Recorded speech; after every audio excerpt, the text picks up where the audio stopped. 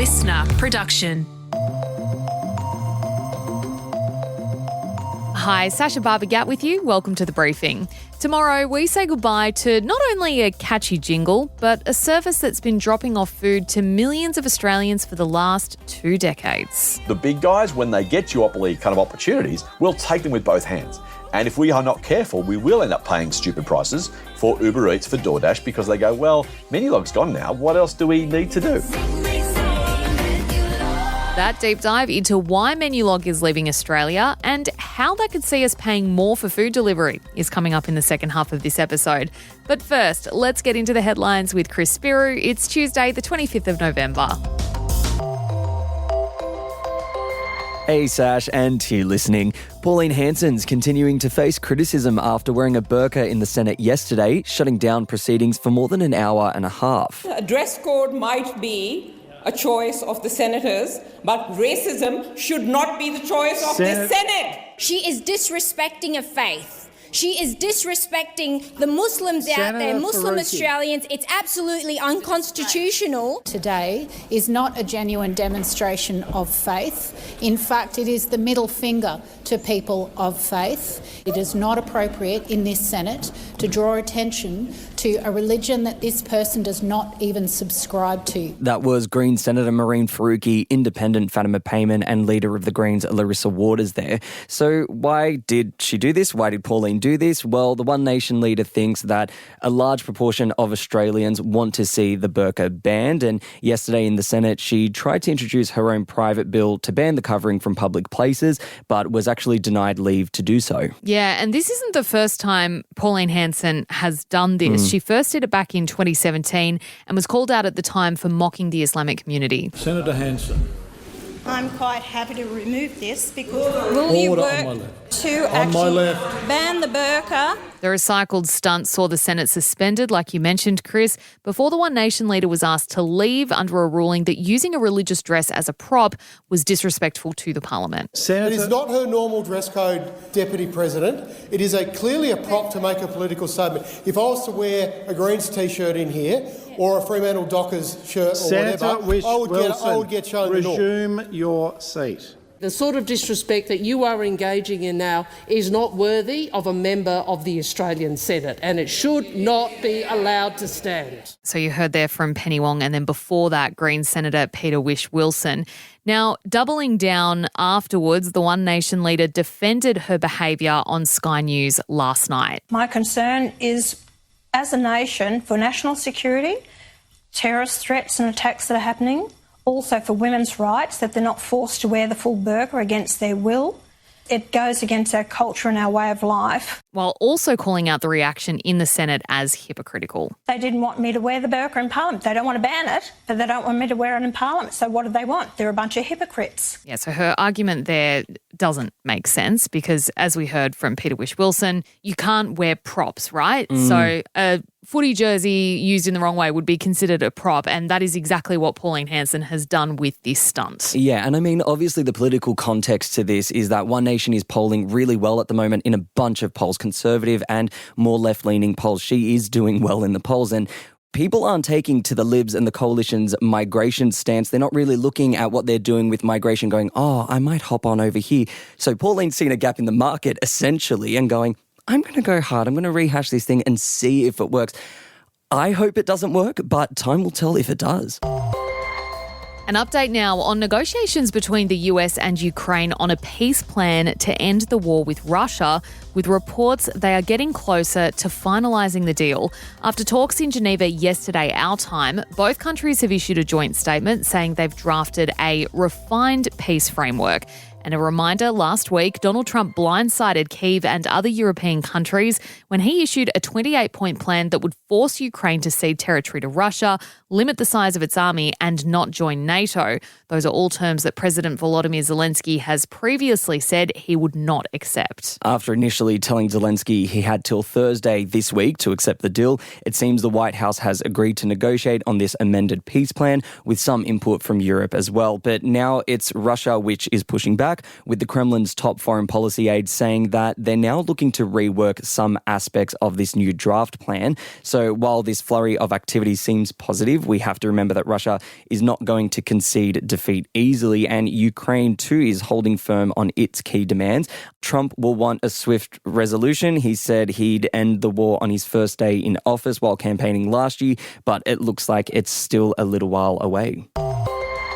A grim new report has found house prices in Australia have surged almost 50% since the start of COVID. Property research firm Cotality's crunched the numbers, also revealing the average household is spending nearly twice as much of their income on their mortgage compared to 5 years ago, Chris. Yeah, and while we're no stranger here at the briefing to these sorts of reports confirming, just how cooked the housing market is, this particular one paints the bleakest picture yet of the state of things in 2025. It is worth noting, though, that these figures deal in median terms, so it's that centre market that takes into account your highest property prices, so taken to its extreme, let's say like a $70 million mansion, against your lower house cost, like a $200,000, shack in the country. So that said, we know that pandemic stimulus spending, so the billions spent by the government on payments like JobSeeker and Keeper and record low interest rates combined to supercharge demand and borrowing capacity. Yeah, and that along with lagging supplies, so think tradie and material shortages that we've experienced since COVID, combined to create this mess that we now find ourselves in. Sydney remains the most exy city according to this latest report. Locals needing an average of 16 and a half years to save for a 20% deposit. Next was Adelaide with 13.1 years, Brisbane 12.9 and Melbourne 11.2. Now in Darwin and Canberra, you only need 6.8 and 9.5 years to save. Only. Respectfully, I know. Now, it's also worth noting renters in this report were no better off. The median household needing a record 33.5% of its income for rent, which was well above the average of the last 2 decades. And I can't help but feel, Chris, we're getting to the end of yet another year. Like we talk about this on the briefing all the time. House prices are bad. Nah. Sydney's so expensive. Ha, ha, ha. It's not funny, man. It's like we are in such a dire position in this country with housing, and we are getting to the end of 2025. How many years we've been talking about how cooked the housing market is, especially since COVID. Now, Anthony Albanese and the Labor government should feel the pressure to increase supply of housing, because we know that that is what is going to at least help in addressing the issue. And, as well, lower interest rates at the moment, they're not going to help the situation either. So it is unfortunately an issue that we're going to carry into 2026 and likely beyond. If you're planning on dropping some of your hard-earned dollars, not on your mortgage, but on a Black Friday sale or two this weekend, there's a decent chance you're going to regret it.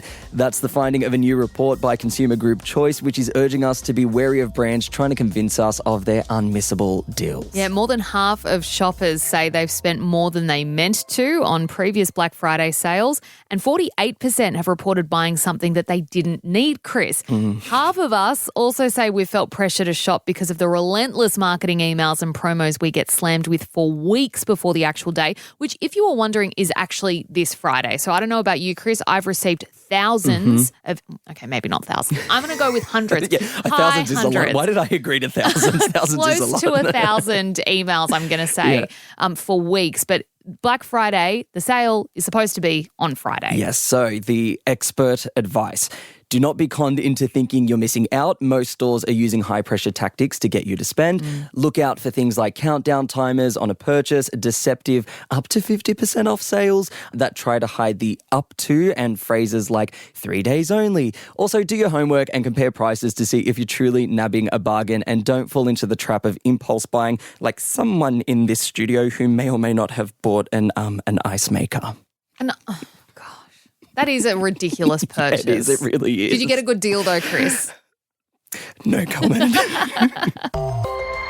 And it's that time of the week again where we find out what our very own investigative journalist Joey Watson from Secrets We Keep has been looking into. Last week, he was taking us inside a plot to overthrow a European government in Ibiza. I take note of the way that he pronounced it. This week, it's all about unmasking Australia's most corrupt cop. Hey, Chris and Sash. Today, we speak to a former New South Wales cop who in the early 90s blew the whistle on systemic corruption in the force and led to an inquiry that brought the whole thing down. It's got gangsters dirty cops, living room hit jobs. See you there. I'm going to listen to that one. I particularly am fascinated by this period of history in the New South Wales Police Force, the 80s. It was an absolute shit show, to put it politely.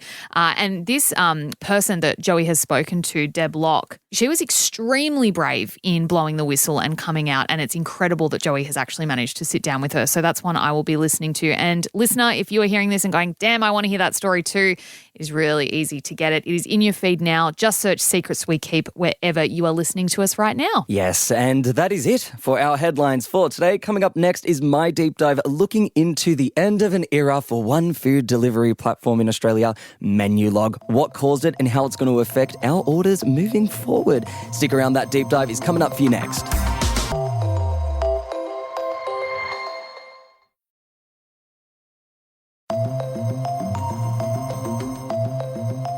The company that's been dropping off food to around 2.6 million of us a year, and that brought us this earworm. Did somebody say Menulog? Me, get delivery like a G. See, hungry dogs gotta eat. Menulog. Did somebody say Menulog? Well, they're leaving us tomorrow. Yep, Australia's second largest food delivery platform, Menulog, is wrapping up its 20-year stint down under, citing challenging circumstances in its announcement a fortnight ago. So, what exactly led to its demise, and what does it mean for the future of food delivery in Australia? Scott Phillips is the Motley Fool's Chief Investment Officer in Australia, and he joins me now. Scott, welcome back to the briefing. Before we get into the why, Menulog's been in Australia for about 20 years. What can you tell us about its story? It was a huge pioneer. I mean, way back in the day, we didn't know the phrase gig economy. We didn't know Uber Eats or DoorDash. They didn't exist. Menulog turns up and says, we know that marketplaces work. Online marketplaces connecting buyers and sellers. Think about Seek, realestate.com, car sales. Marketplaces work. And this was not exactly a classifieds business. It was taking orders, but it wasn't even doing its own deliveries back then. The restaurants would get the orders. They do their own deliveries. The consumer could jump online and grab something they wanted. So it was a really, really innovative, new. Feels weird to say there was a time before online deliveries, but there was. Back in the day, you had to phone Domino's Pizza. So, that was a thing, kids. So it was a case where in the early days of the internet, we're still, frankly, relatively early, but think 20 years ago, right? We were in a situation where you could set up your own website, but how do you get traffic to that website? If you're a local Chinese takeaway or a Thai mob or a roast chicken place. How do you get customers? You'd stand up your own website. You might have a phone number they could call. Menulog allowed that connection, that marketplace, many buyers, many sellers, in this case, many hungry consumers, many small restaurants who just said, I would love it if someone could find me a way to reach my local audience. Yes, I'm going to do my own delivery, but at least they know I'm there. They can order online easily. I don't have to set up my own website. I don't have to work out my own ordering engine. I don't have to create my own marketing. And that was a really huge breakthrough because it really did connect the little guys with the average consumer, and it made it much, much, much more interesting, simple, easy, all those things, rather than going either to the usual suspects or jumping in the car and driving down the street. So it goes from this thing that launched in Sydney in 2006, it then goes and merges and sells and blah, blah, blah overseas, becomes what we all know it to be today, the brand that partners with Snoop Dogg and Katy Perry. How did it go from being a food delivery leader in Australia to now exiting the market? Yeah, we should say, by the way, when the Menulog business was sold for $855 million, right? Now, someone did well because they're now closing this thing down. So, how did it happen? Competition was the first thing, right? So when you're the first one, you're the only one. Where else do you go? You go to Menulog. That's great. And then you get bigger, and they got much bigger. They expanded, as you've already said, Chris. So really, really nice story and nice growth. What you do tend to find, and there's some parallels here for things like free-to-air TV potentially, maybe even streaming.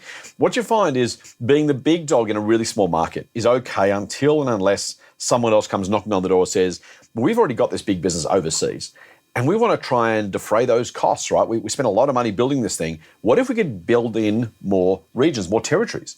So what happened? Uber Eats, DoorDash turned up and said, cool story, bro, we want in. And Menulog went from 24% market share at one point to less than 10%. But here's the thing. It's also about money. So while as consumers, we kind of feel like we're spending a fortune, right? Often you pay a delivery fee, the prices can be higher. you do it anyway because you want the hamburger, you want the Chinese meal, you want whatever it is. I want the kebab, and I want it now. Yeah. But the reality was at one point, Menulog was losing up to $40 per order, right? Such was the money they were pumping into this thing to try and win. Effectively, what was a land grab, right? Can we be there first? Can we get there biggest? Can we effectively do what they actually in the end couldn't do, which is get big enough, fast enough that we have a lock on the local market? Instead, you had the overseas players who said, well, hang on, we've built this tech stack, right? We've built the programs, we've built the engine, we've got it all together. And rather than just selling it to 27 million Australians, maybe it was 25 or 24 back then, we're going to sell it to hundreds and hundreds of millions of people right around the world. From Uber Eats' perspective, like we're going to tack that on the back of the Uber delivery or the Uber driving network they've already got. And so what you found was the big dog, the early mover in a very small market, and as much as we'd love to believe where, we punch above our weight in Australia, we're still relatively small. We're a top 20 economy, but we're a fraction of the size of the US, the UK, China, Japan. Add your others in there. And so effectively what happened was Menulog simply couldn't survive. It was still losing money, smaller amounts of money. It lost $400 million in the past 3 financial years combined. And the parent company couldn't see a way to profitability. And when you're in that situation, you cut your losses and go home. That's exactly what they've done. 2 key assessments that I've kind of found while looking at the way that this has been dissected and analysed is a lot of experts say it boils down to a failure to diversify. So Uber Eats and DoorDash, they really diversified into the grocery delivery market. But also they said it was way too much reliance on marketing spend. Do you agree with those assessments? Not really the former, honestly. I don't want to pick a fight with anybody. Adding groceries is great, right? Because if you want the quick groceries, you can do it.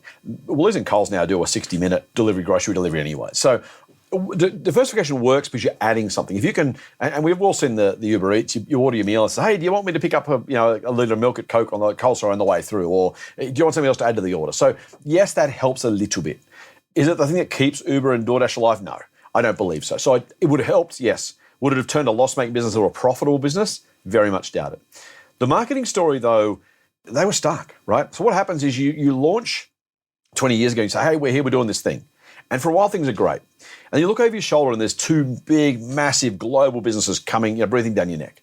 And you're like, what else can we do? Now, did they spend too much on marketing? Probably. But they knew that this was the war they were fighting. They knew, and look, Australia's a land of duopolies, right? Coles and Woolies, Qantas and Virgin, 4 banks, pick your favourites. Having 4, at one point there was 4 or 5. Deliveroo went broke. And so there was always a case of that rush, that land grab, the gold rush, right? So while they spent too much on marketing in hindsight because they've withdrawn from the market, they just couldn't get enough of us to use their service. Now, could they have done the marketing better, cheaper, more effectively? Maybe, yeah, I don't know. But what I think we know from the numbers is it wasn't a lack of spending. In fact, maybe spending more might have helped. But they were absolutely in a death spiral with these other guys. As I said, 5 became 3. Effectively now 3 becomes 2. DoorDash and Uber Eats, there's some others on the side. But effectively that's where we get to. And it was always kind of going to go that way because the costs involved in creating and running this delivery network, that's effectively what brought them undone. There's also some legislative changes that get mentioned when we're talking about the demise of Menulog. What can you tell us about those? So the gig economy really Uber itself, right? Uber effectively was an illegal business, and it was never really prosecuted as an illegal business. What they did really cleverly is they effectively skirted the laws until they got so big the governments went, well, we can't shut them down now. I guess we've got to change the laws. They put the white flag up. Okay, you got here, you broke the law, technically, officially, allegedly, let me throw all those words in. So that was how Uber gets to do its thing, right? To some degree, that births, if that's a word, the gig economy, the riders, the drivers, the cyclists, all that kind of stuff, the people who are in the business of providing it. Now that was then all of a sudden a question about, well, how do we legislate this? What does it mean to be a gig worker? And so specifically the biggest impact on all of these guys, including the ones that survive, Uber and DoorDash, is what do we have to pay our workers? There are more rules, there are more minimum hours, all that kind of stuff starts to come into it. Then you're looking at a business losing money and saying, so we're losing share, we're getting beaten by the other 2, we're going to have to pay more to our workers to make this thing work. Do we see an outcome here? And I suspect it might have been, if not the final nail in the coffin, one of the things Menulog looked at and went, this doesn't make any sense. We can't make this work. We're better to cut our losses and simply close down. So when we do talk about some of the redundancies here in Australia, we know of at least 120 in their headquarters that have been made redundant and around 14,000 drivers, some of which will be eligible for some payments from the company. I do want to get your read on this. You mentioned earlier, Australians are no stranger to a duopoly. We understand how that operates when it comes to Coles and Woolies, for example, but how does that affect us now that we're effectively looking at a duopoly when it comes to food delivery services? And I'm assuming what you're referencing there is Uber and DoorDash, right? Australia becomes a country of duopolies primarily because we are very large and very sparsely populated. It's very, very difficult for scale to happen for a third, fourth or fifth player. How many versions of Compass Airlines have we had? Rex has gone broke. Jetstar sort of had to close some of its operations as part of Qantas. And so what happens is eventually you get down to that level. Now, what does it mean for us as consumers? This is going to sound really unpopular, right? We're going to pay more, and we probably should. Now, not should because we somehow deserve to pay more. We should, frankly, because we've got to pay the gig workers a fair wage, frankly, in my view. But more than that, I've already mentioned the fact that Menulog ditched $400 million in 3 years, basically funding us, right? Their investors subsidised our meal delivery. Now, it might feel expensive. It is. You might be paying more than the restaurant. You are. But that's covering the cost of actually getting the stuff to our doors. It's the convenience that we're partly paying for, but investors will pay for the rest. At some point, they're going to say, yeah, not doing that anymore. It's been fun, but you guys have to pay from now on, and that's what makes the difference. Do you think a big company, though, like Uber, has any grounds to use that argument as a cover? I mean, it feels very similar to me when Amazon Prime jacks up their subscription prices so you can go ad-free, even though you've been ad-free the whole time.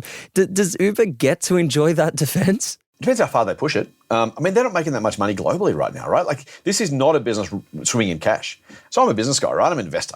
A company's entitled to make a decent return on its investment to provide a product. So at some point, should they have a reasonable margin to continue operating? Yeah, otherwise they go home. And if we value these services, we're going to have to pay the cost of providing them, plus a little bit of profit to make it worth investors' while to actually provide the service. Now, at some point, to your point, we do get too much. We know that airfares went up 13% when Rex stopped servicing the metropolitan routes. So absolutely, the big guys, when they get duopoly kind of opportunities, will take them with both hands.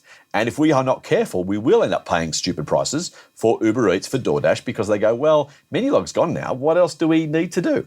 So yes, very possibly, I don't suspect right now there really is any profiteering going on because they're simply not making the money they have to make to justify that. I think the risk is they do over time go, beauty, these guys are gone, up go the prices and away we go. Yeah, and I mean, an argument that my dad constantly makes is no one's forcing you to do it on Uber Eats, just go and pick it up yourself. So it is the price we pay for convenience. Yeah, that's true too. Scott Phillips, thanks for joining us again on The Briefing. Pleasure. Thanks, Chris.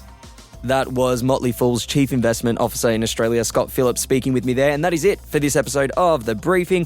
If you learned something new or you have thoughts and opinions on this app, why not leave us a review and a comment wherever you are listening? I'm Chris Spyrou. I'll catch you next time.